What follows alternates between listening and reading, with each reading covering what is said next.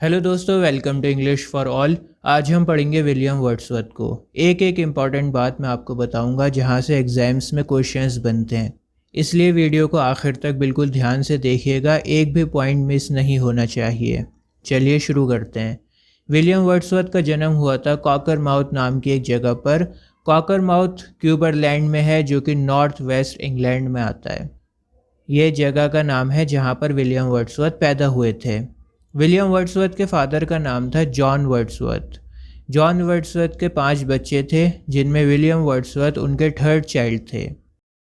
William Wordsworth के 1 साल के बाद उनकी बहन डोरॉथी पैदा हुई थी। विलियम वर्ड्सवर्थ ने डोरॉथी का जिक्र कई बार अपने वर्क्स में किया है। अपनी छोटी बहन से बहुत प्यार करते थे और दोनों को बैप्टाइज किया गया था एक साथ। बैप्टिज़म एक क्रिश्चियन रिचुअल होता है जहाँ पर बच्चे को नहलाया जाता है, प्रे करी जाती है। तो दोनों भाई बहन को साथ में बैप्टाइज किया गया था। जब विलियम वर्ड्सवर्थ 8 साल के थे तो उन्होंने अपनी मदर को खो दिया था, और जब 15 साल के हुए थे तो फादर की भी डेथ हो गई थी। माँ बाप की डेथ होने के बाद पांचों बच्चे अलग अलग रिलेटिव्स के घरों में रहने लगे। 5 बच्चों को कोई एक रिलेटिव नहीं रख सकता था, काफ़ी बर्डन हो जाता, तो इसलिए बच्चे अलग अलग रिलेटिव्स के यहाँ पर रहने लगे। पांचों बच्चे एक दूसरे से जुदा हो गए। अभी आपकी स्क्रीन पर लेक डिस्ट्रिक्ट आ रही है। यहाँ पर वर्ड्सवर्थ रहे हैं और बहुत ही फेमस लेक पोएट रहे हैं। मैं आपको बता दूँ, कुछ फेमस पोएट्स थे जो इस लेक के आसपास में ही रहते थे, और उन फेमस पोएट्स को कहा जाता है लेक पोएट्स। लेक पोएट्स इसलिए कहा जाता है क्योंकि ये लोग लेक के आसपास रहते थे। जैसे विलियम वर्ड्सवर्थ हो गए, सैमुअल टेलर कॉलरेज हो गए, रॉबर्ट सदी हो गए। तो विलियम वर्ड्सवर्थ के फादर को किताबें पढ़ना बहुत पसंद था। उनकी खुद की छोटी सी लाइब्रेरी थी, तो फिर विलियम वर्ड्सवर्थ को भी बुक्स पढ़ने का काफ़ी इंटरेस्ट डेवलप हुआ और उन्होंने भी काफ़ी सारी बुक्स को पढ़ा।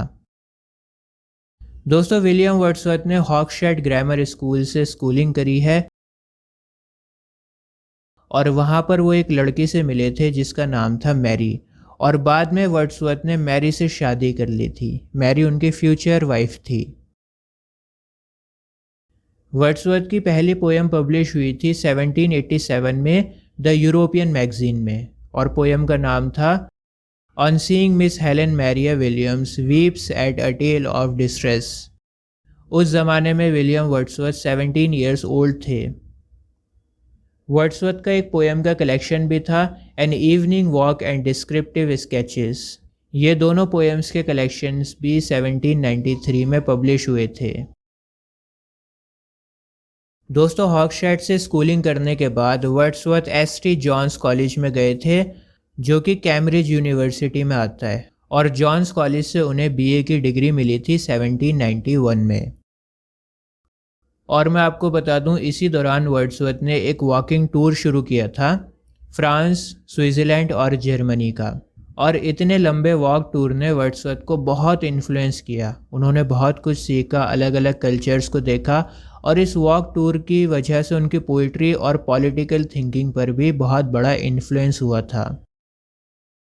और इस वॉक की वजह से वर्ड्सवर्थ को फ्रेंच रेवोल्यूशन का एक्सपीरियंस हुआ था, और इस जर्नी की वजह से वर्ड्सवर्थ गरीबों के बहुत ज़्यादा करीब हो गए थे। उन्हें पता लगा था कि कॉमन मैन कितना तकलीफ़ों में है। अच्छा, मैंने अभी थोड़ी देर पहले आपको बताया था कि वर्ड्सवर्थ के अर्ली पोएम्स का कलेक्शन थे N evening walk and descriptive sketches. तो इन दोनों कलेक्शंस को भी वर्ड्सवर्थ ने अपनी वॉक टूर के दौरान ही लिखा था। 1791 में जब विलियम वर्ड्सवर्थ फ्रांस में पहुंचे तो उनकी मुलाकात एनेट वेलन नाम की एक लड़की से हुई, और वर्ड्सवर्थ एनेट वेलन से प्यार करने लगे। और मैं आपको बता दूं, वर्ड्सवर्थ और एनेट वेलन की एक डॉटर भी हुई थी जिसका नाम था कैरोलिन। अच्छा, वर्ड्सवर्थ और एनेट की शादी नहीं हुई थी। हालांकि वर्ड्सवर्थ ने एनेट से वादा किया था कि मैं तुमसे शादी करूंगा, लेकिन वर्ड्सवर्थ ने एनेट की तरफ 10 साल तक मुड़कर भी नहीं देखा था। और ऐसा इसलिए था क्योंकि वर्ड्सवर्थ उन दिनों फाइनेंशियली बहुत ज़्यादा स्ट्रगल कर रहे थे, और वर्ड्सवर्थ कैरोलिन के पैदा होने से पहले ही इंग्लैंड में वापस आ गए थे। कैरोलिन को देखा भी नहीं था। इसके बाद टाइम बीता और वर्ड्सवर्थ 1802 में अपनी बहन डोरोथी के साथ में 10 साल के बाद फ्रांस में गए और फिर एनेट से मिले। 10 साल के बाद पहली बार उन्होंने अपनी बेटी कैरोलिन को देखा और उस टाइम कैरोलिन की एज 9 साल की हो गई थी।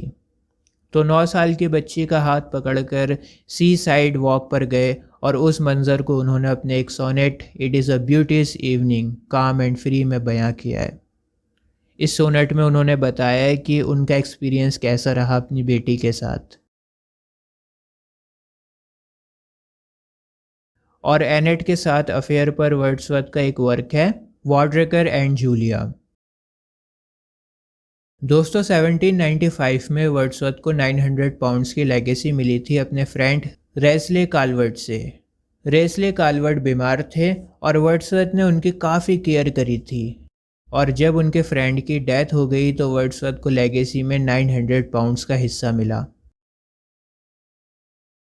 1795 में वर्ड्सवर्थ अपनी बहन डोरोथी से रीयूनाइट हुए थे। दोनों भाई बहन अलग अलग रह रहे थे, तो 1795 में रीयूनाइट हुए और इन दोनों ने डिसाइड किया कि अब हम दोनों साथ में ही रहेंगे।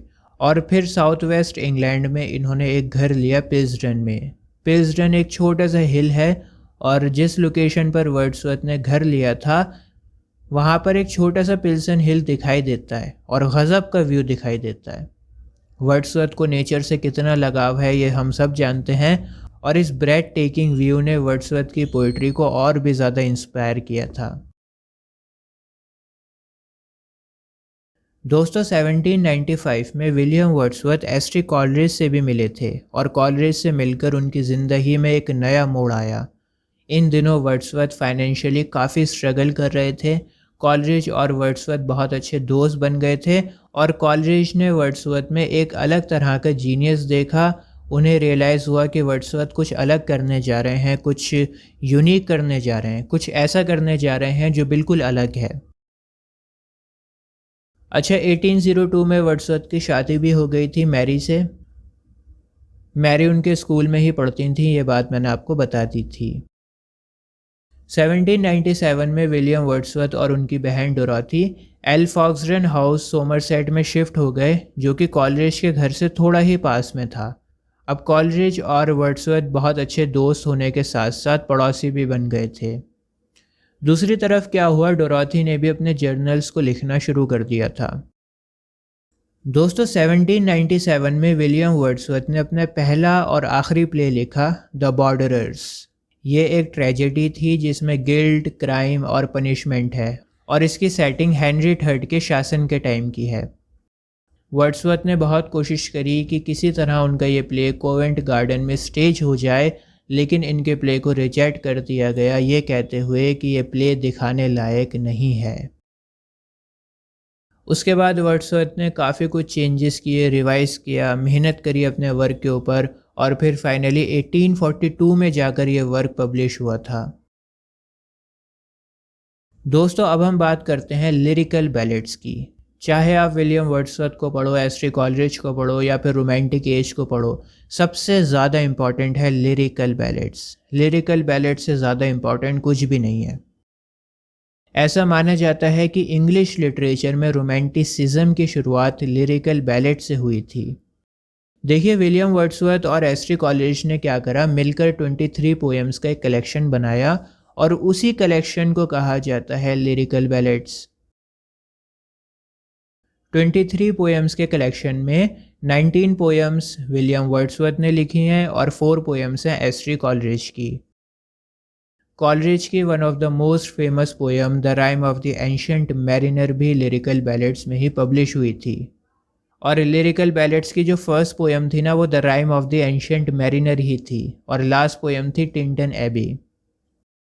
लिरिकल बैलेड्स के 4 एडिशंस थे। फर्स्ट एडिशन 1798 में पब्लिश हुआ, सेकंड एडिशन 1800 में पब्लिश हुआ, थर्ड एडिशन 1802 में पब्लिश हुआ और लास्ट एडिशन हुआ 1805 में। जब इसका फर्स्ट एडिशन पब्लिश हुआ तब उसमें कोई प्रीफेस नहीं था। प्रीफेस कहते हैं इंट्रोडक्शन को, जहाँ पर राइटर अपने इंटेंशन के बारे में बताता है कि उसने ये वर्क क्यों लिखा है और ये वर्क किस बारे में है। राइटर की थिंकिंग के बारे में हमें पता लगता है प्रीफेस में।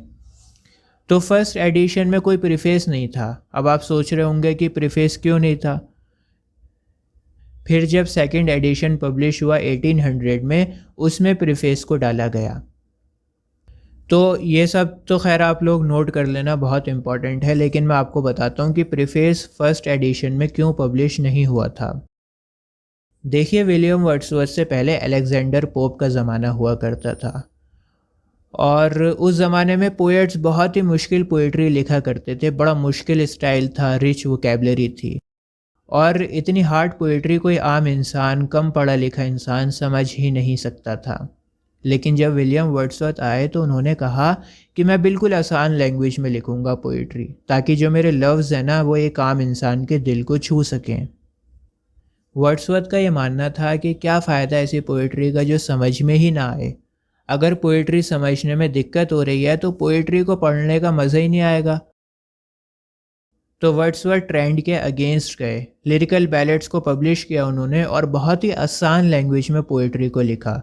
और जब ऐसा हुआ, जब वो ट्रेंड के अगेंस्ट गए, तो सारे राइटर्स विलियम वर्ड्सवर्थ को क्रिटिसाइज़ करने लगे। इतना ज़्यादा क्रिटिसाइज़ किया गया था जिसकी कोई लिमिट नहीं थी। तो इस तरह का जब भारी क्रिटिसिज्म वर्ड्सवर्थ ने देखा, तो फिर वर्ड्सवर्थ ने सेकंड एडिशन में प्रीफेस को ऐड किया, ताकि लोगों को पता लग सके कि वो इतनी आसान लैंग्वेज में पोइट्री को क्यों लिखना चाहते हैं। लोगों को उनकी थिंकिंग के बारे में पता लगे। बात आ गई समझ में। लोगों को समझाने के लिए, क्रिटिसिज्म को रोकने के लिए प्रीफेस को ऐड किया गया था सेकंड एडिशन में। इस बात को याद रखना, सेकंड एडिशन में प्रीफेस को ऐड किया गया था। और प्रीफेस को इसलिए ऐड किया गया था ताकि वर्ड्सवर्थ के थॉट्स के बारे में लोग जान सकें।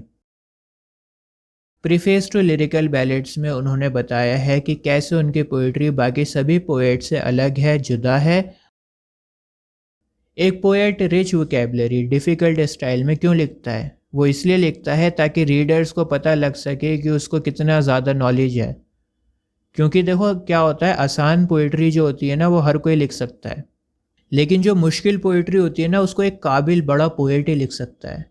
तो इसलिए पोएट बहुत ही मुश्किल स्टाइल और रिच वोकैबलरी का यूज़ करता है, ताकि रीडर्स को लगे कि वो कितना ज़्यादा पढ़ा लिखा इंसान है, कितना काबिल इंसान है। लेकिन वर्ड्सवर्थ ने इस थिंकिंग को रिजेक्ट कर दिया था। अपनी पोइट्री में किसी भी तरह का कोई भी artificial metaphor, figures of speech या कोई भी ऐसा वर्ड जो रीडर्स के समझ में नहीं आए, उसे करके वो अपनी पोइट्री को हायर स्टैंडर्ड का नहीं बनाना चाहते थे। मुश्किल स्टाइल करके राइटर्स क्या कर रहे थे, वो समझ रहे थे कि हमारी पोइट्री का स्टैंडर्ड बढ़ जाएगा। लेकिन वर्ड्सवर्थ ने इस तरह की थिंकिंग को रिजेक्ट कर दिया। वर्ड्सवर्थ का मानना था कि अगर तुमने हार्ड लैंग्वेज यूज़ की तो रीडर्स को ये बात तो पता लग जाएगी कि तुम बहुत काबिल हो, तुम्हें दुनिया भर का ज्ञान है, ये बात तो पता लग जाएगी, तुम्हारा एक स्टैंडर्ड भी बन जाएगा। लेकिन इस तरह की पोइट्री पढ़कर रीडर्स को प्लेजर नहीं मिलेगा। लिरिकल बैलेट्स के ऊपर बहुत जल्द मेरी एक डिटेल्ड वीडियो आने वाली है। तो लिरिकल बैलेट्स के बाद क्या हुआ, ट्रेंड चेंज हुआ और रोमांटिसिज्म की स्टार्ट हो गई इंग्लिश लिटरेचर में। अगर हम बात करें टिंटन एबे पोएम की, तो अभी आपकी स्क्रीन पर जो आ रहा है ना, ये टिंटन एबे नाम की जगह है। यहाँ पर विलियम वर्ड्सवर्थ अपनी बहन डोरोथी के साथ में गए थे 13 जुलाई 1798 में। विलियम वर्ड्सवर्थ का सेकंड विजिट था यहाँ पर। लगभग 5 साल पहले वर्ड्सवर्थ आ चुके थे यहाँ पर, और 1798 में दोबारा रिविजिट किया था। अच्छा, ये पोएम इसलिए भी इम्पॉर्टेंट है क्योंकि ये विलियम वर्ड्सवर्थ के इंटरेस्ट को दिखाती है कि किस तरह से उनका interest over the period of time develop हुआ। जब पहली बार वर्ड्सवर्थ आए थे तो वो इतने ज़्यादा मैच्योर नहीं थे, उनको नेचर में इतना इंटरेस्ट नहीं था, उनको नेचर की इतनी ज़्यादा डीप नॉलेज नहीं थी, उतना ज़्यादा इंटरेस्ट डेवलप नहीं हुआ था। लेकिन जब वो दोबारा से आए टिंटन एबे पर और उन्होंने उसकी खूबसूरती को देखा, तब उन्होंने पोइट्री को लिखा। दोस्तों, लिरिकल बैलेट्स पब्लिश होने के बाद विलियम वर्ड्सवर्थ, डोरोथी और कॉलरिज तीनों जर्मनी चले जाते हैं 1798 में, और जर्मनी में जाकर वर्ड्सवर्थ की तबीयत ख़राब हो जाती है। और उसी दौरान उन्होंने द प्रेल्यूड के ऊपर काम करना शुरू कर दिया था। द प्रेल्यूड वर्ड्सवर्थ की ऑटोबायोग्राफिकल पोयम है जिसे 1798 से लेकर 1805 के बीच में लिखा गया था और फिर बाद में रिवाइज भी किया गया था। मैं आपको बता दूं, वर्ड्सवर्थ के डेथ के बाद 1850 में द प्रेल्यूड को पब्लिश किया गया था जिसमें 14 बुक्स हैं। 1805 में जो वर्जन पब्लिश हुआ था उसमें 13 बुक्स थी, लेकिन 1850 वाले में टोटल 14 बुक्स हैं। द प्रेल्यूड का सब टाइटल है growth of a poets mind. दोस्तों, द प्रेल्यूड एक लॉन्ग प्रोलॉग है, एक अनफिनिश्ड लॉन्ग पोएम का जिसका नाम है द रेक्ल्यूस। बात आ गई समझ में? प्रोलॉग क्या होता है? प्रोलॉग होता है इंट्रोडक्शन, ठीक है। तो जो द रेक्ल्यूस पोयम है, रेक्ल्यूस बहुत बड़ी पोयम है और अनफिनिश्ड पोयम है, तो उस बड़ी पोयम का प्रोलॉग कौन सा है? द प्रेल्यूड है। आई होप आपको समझ में आ रहा होगा। द रेक्ल्यूस पोयम जो कि अनफिनिश्ड है, उसी पोयम का जो बिगिनिंग पार्ट है उसको कहा जाता है द प्रेल्यूड। द प्रेल्यूड में विलियम वर्ड्सवर्थ ने अपने दोस्त एस्ट्री कॉलरिज को एड्रेस किया है, इसी वजह से इस पोयम को पोयम टू कॉलरिज भी कहा जाता है। लेकिन बाद में विलियम वर्ड्सवर्थ की वाइफ मैरी ने सजेस्ट किया कि इस वर्क का नाम द प्रेल्यूड रखिए। लिरिकल बैलेड्स के दौरान ही विलियम वर्ड्सवर्थ ने लूसी पोएम्स को भी लिखा था। लूसी पोएम्स 5 पोएम्स की एक सीरीज़ थी, 1798 से 1801 के बीच में इन्हें लिखा गया था।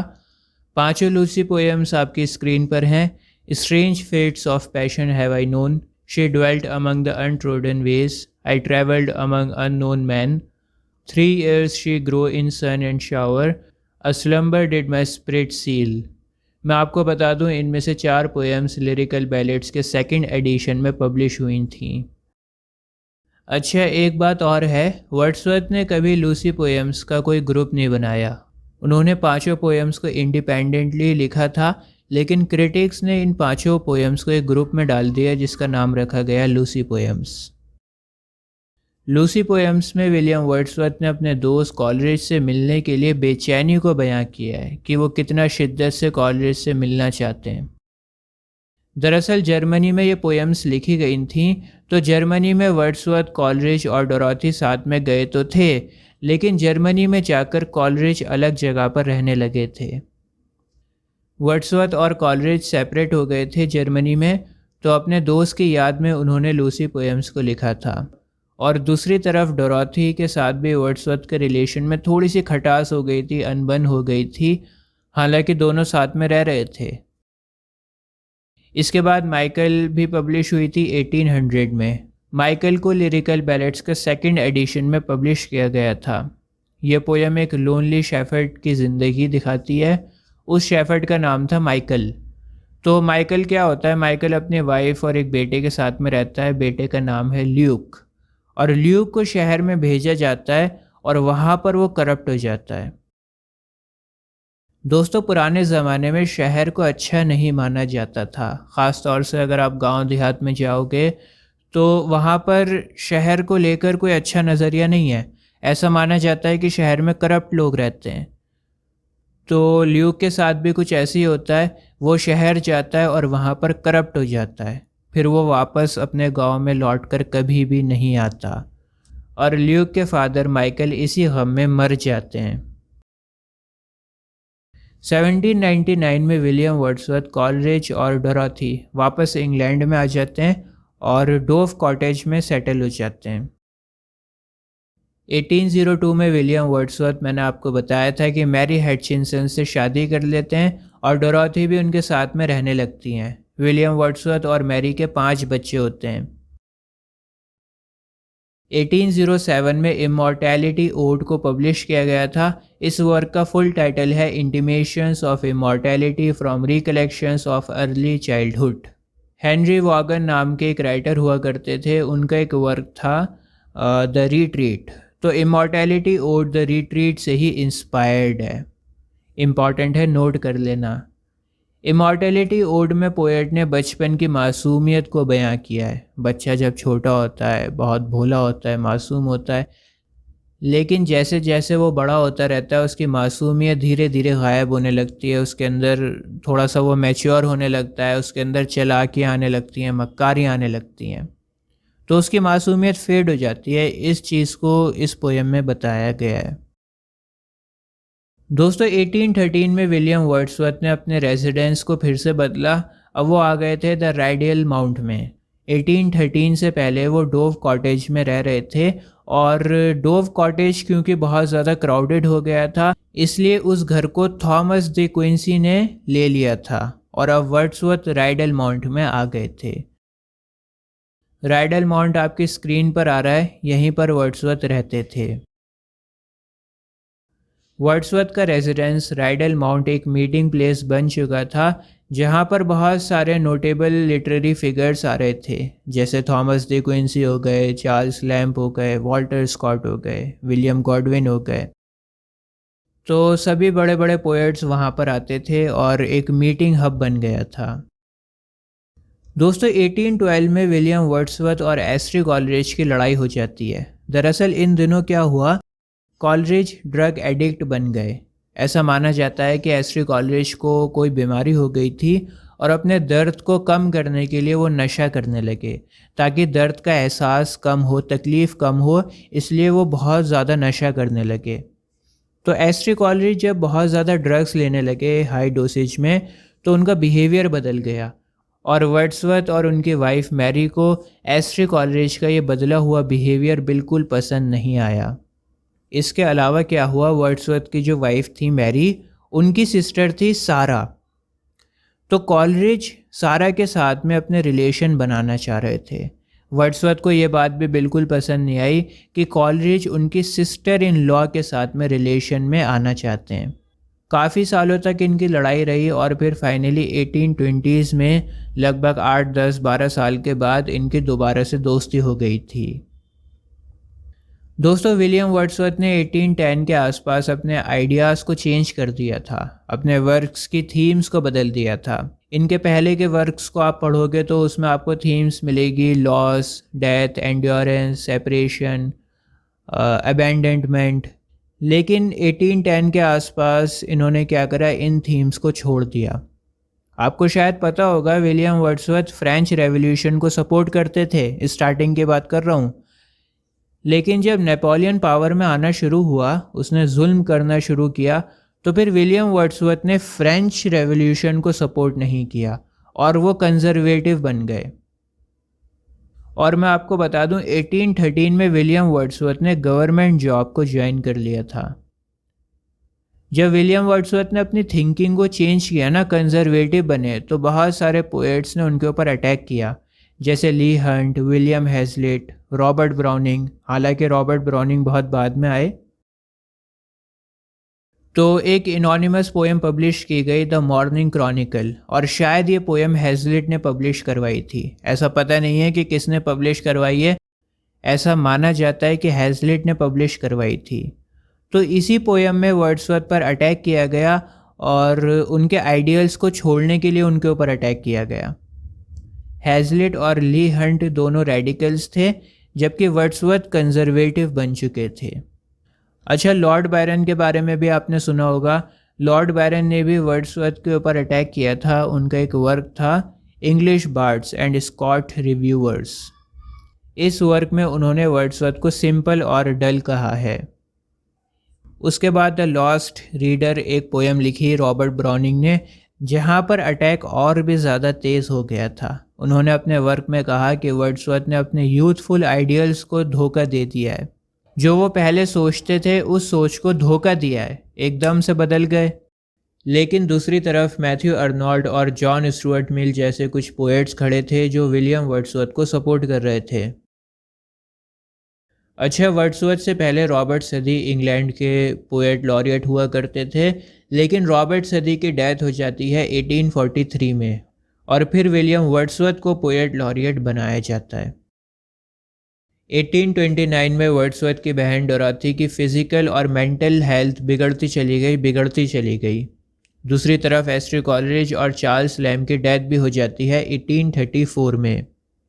और 1847 में विलियम वर्ड्सवर्थ की चहेती बच्ची डोरा की भी डेथ हो जाती है ट्यूबरकुलोसिस की वजह से। अपनी बेटी की मौत का इतना गम था वर्ड्सवर्थ को कि उसके बाद वो कभी भी अच्छे से राइटिंग नहीं कर पाए। और फिर फाइनली 23 अप्रैल 1850 में विलियम वर्ड्सवर्थ की भी डेथ हो जाती है और उन्हें एसटी ऑसवर्ड्स चर्च में दफनाया जाता है, जो कि ग्रासमेयर नाम की जगह पर है। उनकी डेथ के बाद उनकी बहुत बड़ी ऑटोबायोग्राफिकल पोएम जिसका नाम था पोएम टू कॉलरेज, उसको पब्लिश किया गया था और उसका नाम रखा गया द प्रेल्यूड। इसके बाद डोरॉथी की भी डेथ हो जाती है 1855 में और मैरी की डेथ भी हो जाती है 1859 में। दोनों को विलियम वर्ड्सवर्थ की कब्र के पास में ही दफनाया जाता है। आपके स्क्रीन के ऊपर जो पिक्चर आ रही है ये वर्ड्सवर्थ की फैमिली ग्रेव है।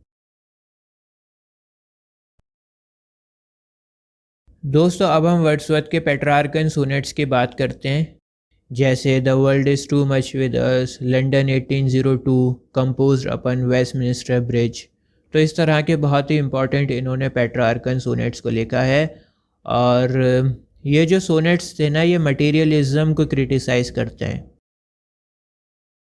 इन सब सोनेट्स को 1800s की स्टार्टिंग में लिखा गया था और जो मटेरियलिस्टिक वर्ल्ड है उसको क्रिटिसाइज़ करते हैं। लोग इतना ज़्यादा मटेरियलिस्टिक हो गए हैं, वो नेचर को भूल ही गए हैं।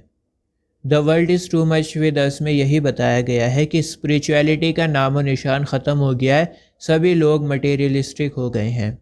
अच्छा, लंदन 1802 में वर्ड्सवर्थ ये चाहते थे कि काश किसी तरह से जॉन मिल्टन वापस आ जाएं ताकि जॉन मिल्टन इस बढ़ती हुई तबाही से हमें बचा सकें। जो मटेरियलिज्म फैल रहा है, बेबसी फैल रही है, इससे जॉन मिल्टन हमें बाहर निकाल सकें। काश इस दौर में जॉन मिल्टन वापस आ जाएं। कंपोज्ड अपन वेस्टमिनिस्टर ब्रिज, इस पोएम में वर्ड्सवर्थ सुबह सुबह लंदन को देख रहे होते हैं जो बहुत ही शांत है, बहुत ही सुकून है। वहाँ पर सड़कों पर कोई शोर शराबा नहीं है, सन्नाटा है। लेकिन थोड़ी देर में लोग उठ जाएंगे और यहाँ पर भीड़ हो जाएगी और लंदन एक भयानक शहर बन जाएगा जहाँ पर टेंशन होगी, एंजाइटी होगी, भाग दौड़ होगी, मटीरियलिज्म होगा। तो जब तक लंदन शांत है, सड़कों पर भीड़ नहीं है, तब तक तो वो अच्छा है। लेकिन थोड़ी देर बाद जब लोग इधर उधर भागेंगे, ऑफिस जाएंगे, तो फिर लंदन की जो पिक्चर है वो बदल जाएगी, भयानक हो जाएगी। ये बताया है कंपोज्ड अपन वेस्टमिनिस्टर ब्रिज में। तो ये जो पेट्रार्कन सोनेट्स हैं ये मटेरियलिज्म को क्रिटिसाइज़ करते हैं। कुछ और इम्पॉर्टेंट पोएम्स हैं वर्ड्सवर्थ की, जैसे द सॉलिटरी रीपर और डैफोडिल्स। दोनों बहुत इम्पॉर्टेंट पोएम्स हैं और दोनों पोएम्स के ऊपर मैंने वीडियो बना रखी है, आप चाहें तो देख सकते हैं। तो दोस्तों उम्मीद है आज की वीडियो से आपको बहुत कुछ सीखने को मिला होगा। आज के लिए बस इतना ही। जय हिंद।